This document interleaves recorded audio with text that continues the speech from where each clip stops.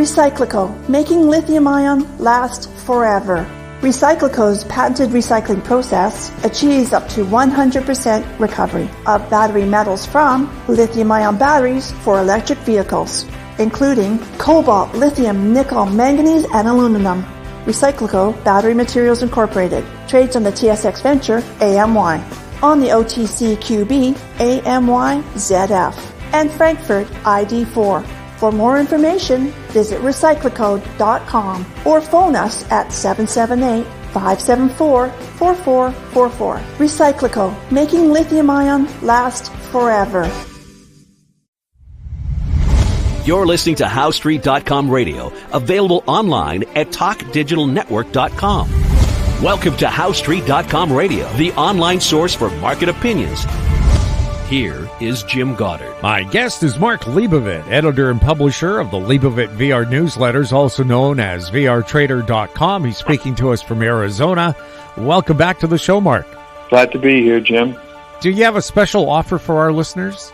For new subscribers, go to VRTrader.com. That's Victor Robert. VRTrader.com actually stands for Volume Reversal.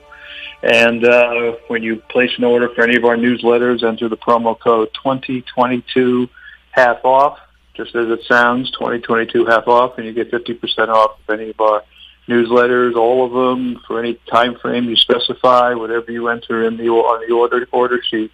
Also want to make that disclaimer that I normally do about not being a financial advisor nor providing financial advice. Mark, we just seen two devastating hurricanes roll across Florida. The death toll, the last I saw from the latest hurricane, was at least a dozen people. It spawned several tornadoes, which were devastating. And you grew up in Florida, and you know what it's like to go through one of those storms. Well, as a kid, I did. And Hurricane Cleo and Hurricane Donna are the two that I experienced as a kid, and this is going back many decades. I remember Cleo in particular.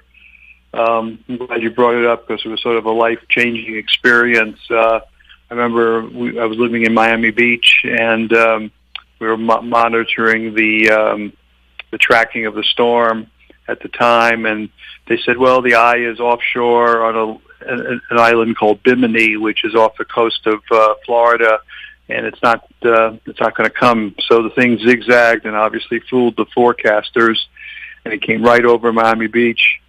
And I remember how, it was pretty nerve-wracking. I mean, I remember the whole house was shaking. I remember as a kid holding the sliding glass doors. They were vibrating, something horrible. We thought they were going to blow in on us. We did not evacuate. We were not told to evacuate at that time. There was flooding, but it wasn't horrible, but it was flooding everywhere because Miami Beach is, an island. And so the interesting story is, as a kid, I'm a little scientifically oriented about, weather and geology and all kinds of fun stuff, as I still am. And when the eye of the storm came over, you could clearly see it in the sky above you. It was just an amazing sight. It's like, firm planted in my memory. I just can't get the vision out of my mind, because when you see it, it's really uncanny. You just look up, you see this giant circle in the sky, and you see stars within the circle, and there's no wind. So I went out there, and it was about a 15-minute or so time frame or so that there was no wind. So I took out a barometer I had as a kid. I wanted to measure barometric pressure to see how low it was in the eye. Supposedly that's supposed to be your lowest barometric pressure, and I forgot what it was, but it was a low number, 29 something, maybe 29.10, I think, or something like that. But it was just an amazing experience. There were no fallen lines or trees right out where I walked. I walked out the front door of the house and just looked up, and there it was, this giant hole in the sky, perfectly clear, and then the wind started to come in slowly. It didn't just hit it instantly, but in about 15 minutes it started picking up again, and then came from the other direction. So, having seen it and been in it, and then of course, as I mentioned, I was in another storm, but I wasn't in the eye. That was a little further south from where I was living at the time. But, it's it's a life-changing experience. What you have to know is you got to prepare. And at that time, we prepared a little bit, but not as much as people do today. And you didn't get as many warnings and stuff. But we did lose power for about a week, I remember. So we had natural gas, so it wasn't like we couldn't cook. The gas was still working, but there was no electricity. So it was. We lost some trees. I remember we had some orange trees and banana trees and all kinds of fun stuff that I missed years later that were when the salt water came in and killed the trees. So, I empathize with those people in Florida that experienced it. But one thing we did have, and I talk about this a lot privately with people, if you're going to live in Florida or buy a property, you have to buy a hurricane-proof house. And the house I was in was built in the early 1930s. And they used poured concrete walls and, not block, not, framing, not all the stuff that you generally see in construction today, but literally poured concrete walls. I mean, that house couldn't be blown away by a tornado. I mean, it's really the construction requirements or the anticipation, because there was a great hurricane in 1926. My father told me about that when he lived there, because he grew up in Key West. So he told me how it killed the real estate market. It was a boom-bust situation. I think it was 1926 when the big hurricane came through and killed the boom in Florida real estate. So I was very aware of the risks of hurricanes, having heard the story from my dad years and years before that. But, how the construction, the lesson from that was some of the older homes, not the newer ones. I forget the name of the hurricane that came through in the 1990s, that blew through and leveled Homestead, Florida, literally wiped it off the map. I don't know why correct. So that just wiped that. The construction was terrible. It was just frame houses and just leveled, but no lessons were learned or anticipated by those people. So I was lucky I was in a not a concrete block, but a poured concrete wall structure. It was like a little fort in the way they built them.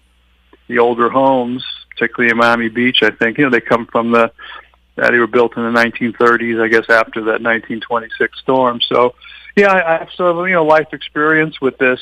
Few people have, and or at least going back many years ago. And it's always a memory, and I always think if I'm going to move back to Florida, if I ever did that, I would want to be in a poured concrete house in some higher elevation if there's such a place existed, because of what could happen. You definitely don't want to be right on the ocean. I know everybody's dream is to have oceanfront property, but in the wrong set of circumstances, it could be the worst place to be. I sort of like it out here in Arizona, particularly when I can drive up to Flagstaff, and it's at 7,000 feet, so I don't have to worry about the ocean coming in on me as a kid. But maybe that's why I like the West and the mountains and the altitude. Away from the ocean, having experienced the hurricane, literally 100 yards from me was Biscayne Bay on one side, and maybe a half a mile the other way was the Atlantic Ocean. So the water came in from both directions during the storm. So it's a nasty experience. But the people in Florida, obviously had their warning, and they evacuated. It's really funny. All this is happening, in a time frame that we expect market volatility. I was writing about, a black swan event or some extraneous events, and, 2 hurricanes hitting Florida, and now we're hearing, Israel, may it retaliate against Iran and hopefully, in my opinion, take out their nuclear facilities if they can. I mean, we're just a lot of stuff going on. You got the election coming up, a lot of cross currents there. I'm getting off a little bit from your question, but, this is a really interesting time frame we're in. The Federal Reserve lowered interest rates 0.5% about a week ago, and then we find out the job numbers came in better than anticipated, and now there's a question whether they will continue to lower interest rates. So, nobody knows what they're doing or saying. I mean, I sort of laugh, particularly when the employment numbers come out. They're going to probably revise those numbers. I don't believe any of the government numbers never did. So it's a wild time right now, and a lot of manipulation in the market of geocosmic events like the hurricane, and literally God knows what else could happen between now and early November. There's actually a story. I know it sounds, conspiratorial, and you would probably agree it's nonsense, but, are there weather control experiments underway by the governments of the world, and are some events like this hurricane, exacerbated by government intervention? So they generally dismiss that as, conspiracy. But I do know there have been government studies and experiments in weather control, and you just question whether something like that is even possible, or whether, an experiment has gone the wrong direction. They were playing around a little bit, and suddenly the storm became bigger than they anticipated. So, I'm such a contrarian and cynic about the state of the world and the economics and the market my whole life that I don't discount anything. So, but anyway, that was an article I planted in my newsletter, basically discounted it, saying, "Oh, it's conspiracy theory; it can't happen." But there have been documented government weather control studies for supposedly defense purposes. So we'll see in time whether we can get Freedom of Information Act reports about what really the government's doing, because we're certainly not getting it in other aspects. So anyway, just a little bit of a tangent there. We'll have more with Mark Leibovit right after this. Don't miss out. Stay informed. Receive the HowStreet.com weekly recap with thought-provoking podcasts, radio, and articles delivered to your inbox. Sign up for the HowStreet.com weekly recap on our homepage at HowStreet.com. Welcome back. We're speaking with Mark Leibovit. A hard day for the markets today. Was that related to the storms, you think? It's going to cost billions to bring Florida back to being back online and being a prosperous place, isn't it? Yeah, it's funny. I put this in my newsletter. Often I've observed over the years, I know you can discount today, but on many occasions you see the markets rally when there's a negative event like a storm, and you say, well, why should that occur? It should be a negative. But, you think about it, there's rebuilding that has to occur. Money's going to have to be spent by the government. There's going to be jobs and all kinds of, financial benefits that, ensue following a storm. I mean, there's billions and billions of damages, but governments will be paying for it. Insurance companies will be paying for it. But I noticed most of the insurance stocks really weren't down that much. Mm-hmm. I mean, Chubb, I noticed, and a couple others, Progressive. I didn't see, huge sell-offs in their stocks. So I can't really explain that. You would think the insurance company stocks would really get hit, but that really didn't happen. At least I haven't seen that the last day or so. But the event itself should create a lot of building and business opportunity for those rebuilding all the damage. So in a way, it helps business, creates jobs, and it's not the way you want it to happen. But I have seen over the decades that I'm looking at the markets during natural disasters, and the market's up or more up than down.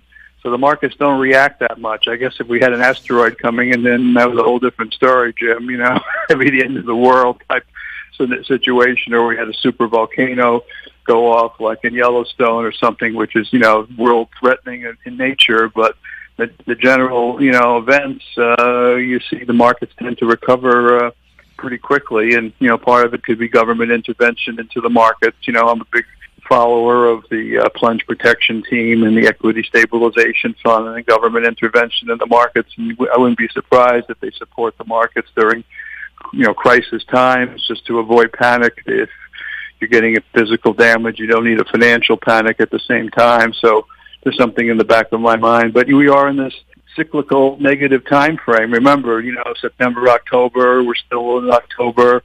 The big crash in 1987, which we all experienced. We saw that, and we see what other crashes look like during the COVID in March of 2020. And a lot of uncertainty about the election, which I previously mentioned. So, this is a time where things, can move pretty dramatically either way. So I guess you just got to be prepared. I mentioned this weeks and weeks ago. If you just stayed out of the market during September, October, and just went to Treasury bills and just, sit on some cash for a while and just see how things settled out until after the election, for some people that would make a lot of sense because, a lot of stocks going up, a lot of other stocks going down, and, a couple of the high-tech names are being supported. Seems like Apple Computer won't come down, always seems to stay up or even keeled, and the video always seems to be held up. So some of the, the bigger names, Facebook, Meta, for example, similar situation, but, there's still some internal deterioration in the market here that started right after early October. And for those who follow the Rosh Hashanah Yom Kippur pattern, you're supposed to sell Rosh Hashanah and buy Yom Kippur. Well, Yom Kippur is coming up tomorrow, this weekend. So that just goes back, decades where, by the way, that's based on the lunar cycle, the Rosh Hashanah Yom Kippur. It's all created thousands of years ago in terms of lunar cycle. So we're, in theory, you should be a buyer of the market right after Yom Kippur this weekend if it does continue lower, if you follow that one cyclic pattern. So for my own, I'm thinking you got to wait for the election because I really think Trump victory will support the market. Now, I'm not saying forever; it could still come down later after the rally, but I think that would be better long term for the markets than a Harris victory, which encompasses potential tax increases and all kinds of other socialist Marxist stuff. But hopefully, we don't see that result. What's going on with gold? Pulling back a little bit. I mentioned this in last week's interview. I put a chart up in the newsletter, and this goes way back to that 1972 story I must have told 20 times on the air about lunar cycles and gold. And you tend to get change of direction in gold around lunar cycles. And there's actually a chart, like I said, it's in the newsletter we put out that goes back, many years showing there is a correlation. So I just think it's part and parcel to a short-term cyclic event. And if markets pull back, as I mentioned, babies are thrown out with the bathwater. All markets tend to pull off a little bit. After all, you've had a big rise. But, gold's hanging in there. Silver's hanging in there. I mean, they pulled off a little bit. There hasn't been a major correction in them. But, that could happen. I mean, we've seen $200-300 shakeouts in gold over the years, and it, comes right back. So, nothing goes up forever, and gold got really close to my $2,700 target. So, I'd like to see it pull back to give a better buying opportunity, but I think the short term is a result of just short-term cycles and a little overbought condition in the gold market here, having run up as much as it has. So outside of that, I'm a bull, and I think, my next target after the 2,700 was 3,700. But that could be, a year or two out. Doesn't have to be tomorrow. But we do have to watch the BRICS meeting coming up here in the next few days in Russia, and what kind of earth-shaking stuff they're going to come up with or not come up with should be interesting because they're looking to create a new currency backed by gold and do whatever they can to do business outside of the U.S. dollar. So you get dozens of nations meeting in Russia. Iran's actually one of them. They're in there, and the BRICS, B-R-I-C-S. The I stands for Iran. So B is Brazil, and R is for Russia. I forget what the others are. You probably know. I used to be India, and C for China, and S for South Africa. Okay, so that was the original group, but dozens of nations have joined them now. So they're going to have to change the title because it's going to have to incorporate ultimately all the other nations. So anyway, that's sort of coming up, and that's important both for the U.S. dollar and for gold. And I think that's about a little less than about a week away. I think they're meeting, so it should be interesting. You would think that would help gold because of all the talk about that. And they haven't dismissed the use of cryptocurrency as well. I've read that as well. So whatever they can do to circumvent the dollar and transact business, I think they're certainly open for it. So, ultimately, the dollar will go. I mean, I don't think it's going now. I think it can still hang around for several more years or longer and still be a central, mechanism for transactions. I don't think it's blowing up right away or anything, but ultimately it will if enough nations of the world are behind a new currency and don't want to do business in dollars. So we've so mismanaged the Western treasuries and we have the central banks like the Federal Reserve so inept, and government just spending like crazy and printing money like crazy. I mean, the demise is inevitable because of the way we've conducted ourselves. So it all started after Nixon took us off the gold standard in 1971. I mean, everything went to hell after that, and I guess we have to go back on a gold standard. But by taking us off, and the ability to print money created inflation, and created the ability to spend money you don't have and inflate the economy. And you can argue, well, if we didn't inflate it and do all the things that the government and others have done during the last 50 years, maybe the country wouldn't be as big as it is today, even though we're heavily in debt.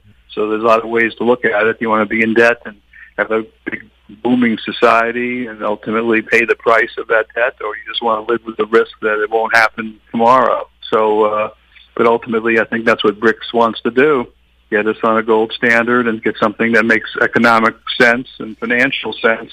And any common sense economist or businessman would agree with that. But there will be a price to pay because we're going to have to pull in our horns quite a bit to make that happen. Well, the BRICS will be meeting in Russia October 22nd to 24th.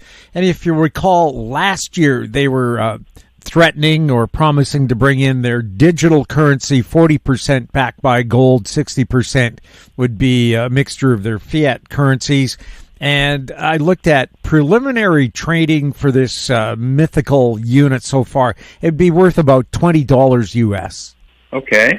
So, and then backed by what 40% gold. Did you And as you know, China and Russia have been buying all the gold they can lay their hands on the last 12 years.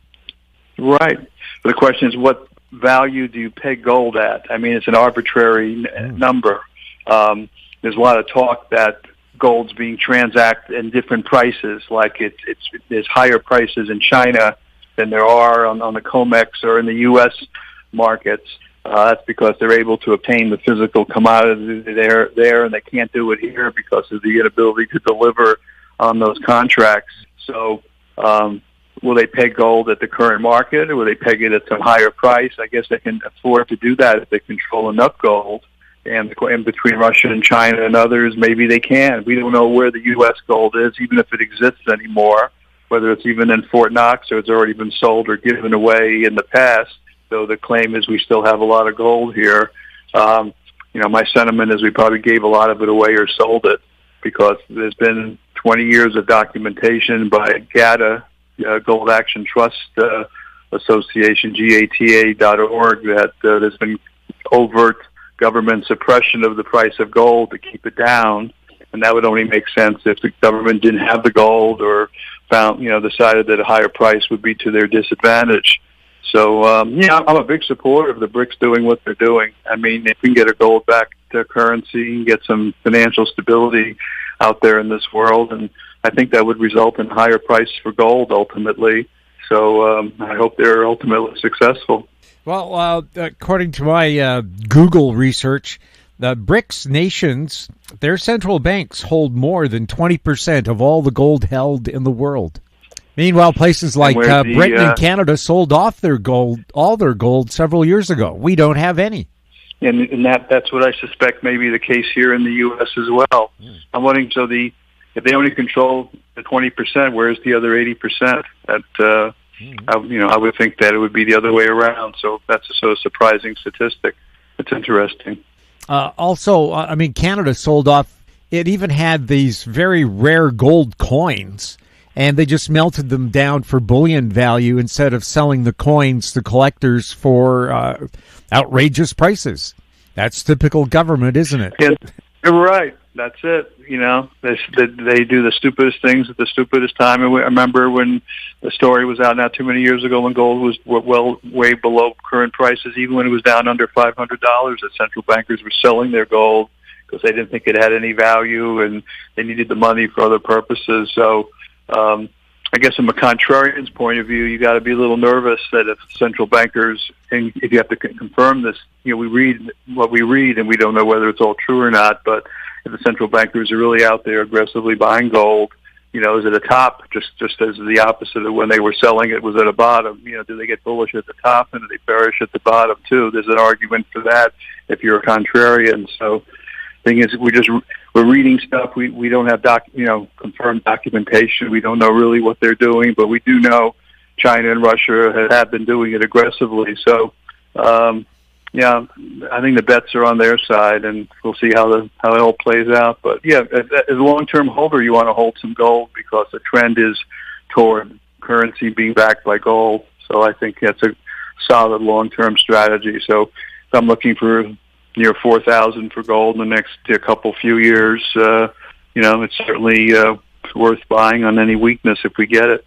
Yeah, now people who lost money today, holders of Toronto Dominion Bank shares, TD Bank as it's known in the States, $3.1 billion settlement with the Department of Justice for money laundering. They let the drug cartels just run rampant and launder hundreds of millions at a time, and they didn't blink an eye. And the bank is refusing to comment on it as well.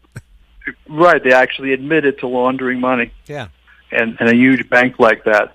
So, they reported the story, and, I've known forever that most banks are not on the up and up.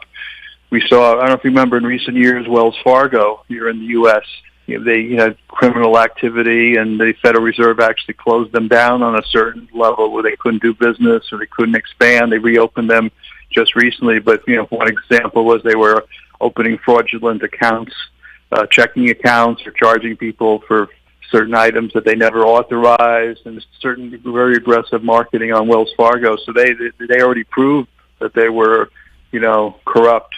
So, my belief, I have a lot of respect for Jamie Dimon and J.P. Morgan, but there have been lawsuits, and you can look this up and document it. Employees of even that company were caught with their hands in the till manipulating the silver market.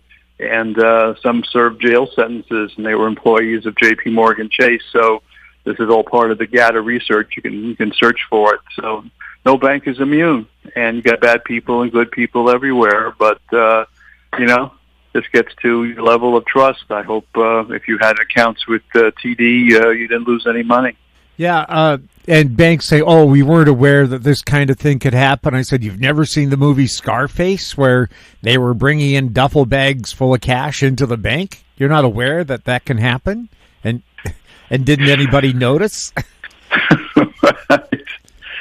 And it's so perverse now. You have these rules in the U.S. where they may have it in Canada as well, that if you withdraw or deposit large sums of money, or any sum of money, I don't know what the minimum is, they can track you and question you or get government report of your activity. There's a famous book out there put out by one of the owners or publishers at Swiss America, which is a gold company. They're actually based here in Phoenix, and I think it's called The War on Cash. And I actually put a little visual in my newsletter to read about how our privacy and our freedoms are restricted by the fact that the government monitors our cash activity. But it's okay for the banks to money launder and do all that criminal stuff, right? But if we go in there, I remember I did this myself during the financial crisis in 2008 and 9. I went into the bank and I asked for all my cash and whatever I had in my checking account, and they didn't have enough there, and I had to come back another day, and I just pulled all the cash out. I said, this bank's going under, I want my cash. Of course, it didn't happen. And they probably thought I was a little crazy, but a lot of other people were running to banks pulling out cash at that time, too. So if you did that today, they'll probably still do it, but they'll report you for your activity thinking you're doing something illegal just because you want your cash. So it's just a matter of government control. It's okay for them to do what they want, but if you want to move money around, you're considered criminal. It's amazing the way our system has unfolded. But reading that book, War on Cash, is sort of eye-opening for those who don't believe there's, big government is looking over our shoulder, and that's the whole argument behind digital currency. If they convert everything to digital and there's no cash, that's what the government wants, and just burn all the cash, get rid of it, then they can monitor everything you do. It's just too bad we can't monitor them because it turns out, as in this TD example, they're the criminals, not us. Well, I know from filing Freedom of Information requests, you get back, a dozen pages with everything blacked out and then just the date at the top. So even when you, the whole thing. Yeah. So it's a waste of your money. And British Columbia charges you $10 a page or a request. They've put a tax on requesting the information that should be free to the taxpayers who paid for that information in the first place. Right. This is the problem going to the Freedom of Information Act, like you say. I mean, there are other subjects I don't want to bring up that, are way out there, but when people requested information, they weren't getting what they wanted because it's blocked out. So why they have a law that permits that is way over my head. What's the point of having a Freedom of Information Act if documents are released with blocked out areas that you can't see? I mean, that should be removed immediately. I mean, maybe I should write Donald Trump if he becomes president and ask him to see how he feels about the Freedom of Information Act not allowing you to see everything. I think if we could see everything, our eyes would really be opened into what our governments are doing, which is really tragic.